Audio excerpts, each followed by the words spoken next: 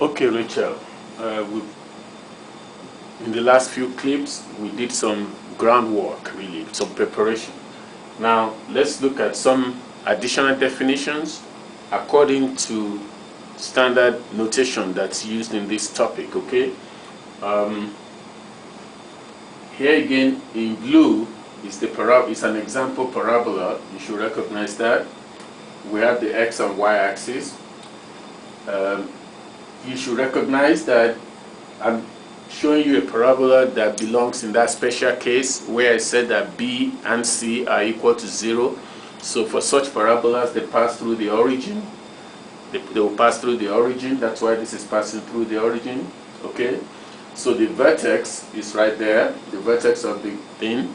And like I told you before, the axis, each parabola has a symmetry axis. In this case, it's the axis of symmetry is that y-axis. Of course, it's the upward facing one. If I told you, write me the equation that would describe such an upward facing parabola, you should be able to do that, you know, the standard form. Okay. Now, there are a few additional things we have to mention. They define the focus. There's something called the focus of a parabola. Okay, it's usually somewhere there, so it will be inside. So you look at where the parabola is facing, and it will be inside where it is facing.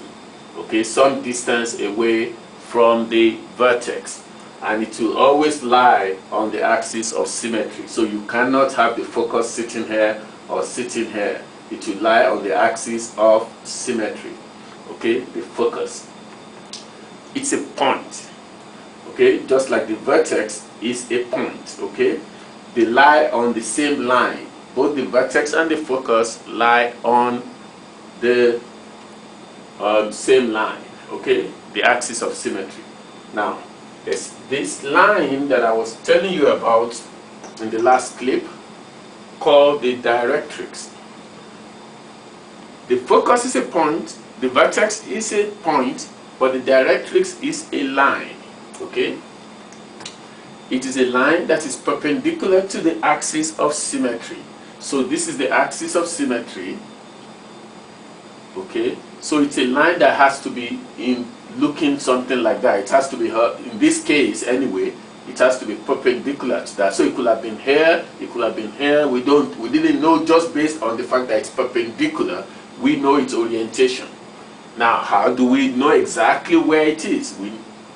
In addition to knowing its orientation, where is it exactly? Okay, that is why this is important. This is what helps us to define the directrix. Every point on the parabola. So every point. So you take this point. It doesn't matter. Take this point. Take this point. Okay. Take this point. So when they say every point on the parabola is, now listen now, is at an equal distance from the focus and the directrix. Listen again. Every point on the parabola is at an equal distance from the focus and the directrix. Okay, well, so let's see how that works. So if you took a point, let's start with the simplest of them, which is the vertex. The vertex is on the parabola, isn't it? So the vertex is on the parabola. Okay? Right here. So it means that this distance from the focus to the vertex must be equal to that distance. Okay? Because that's the directrix. Okay? That's one of the ways we can find it. Okay? Now, another one. What about this one? This point. This point from the focus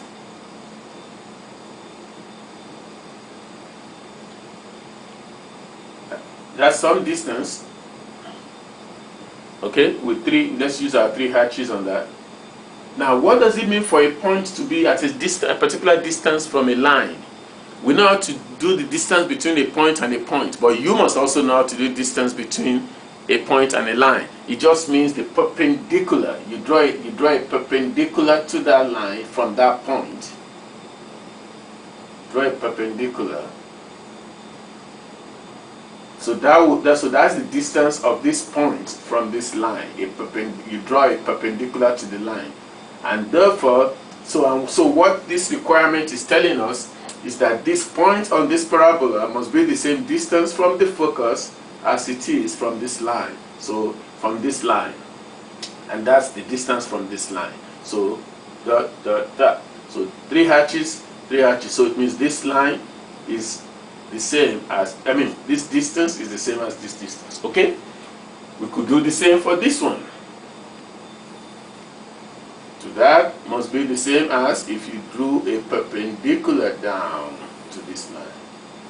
So this must be the same as that distance.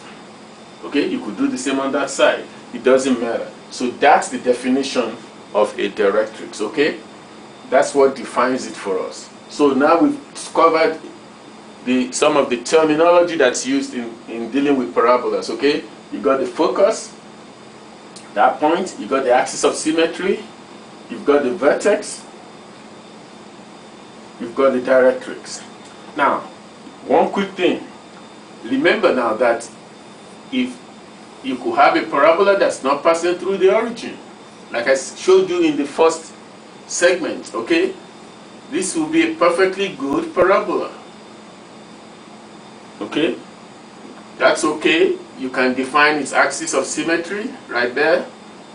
Its focus could be right there. Its vertex is right there.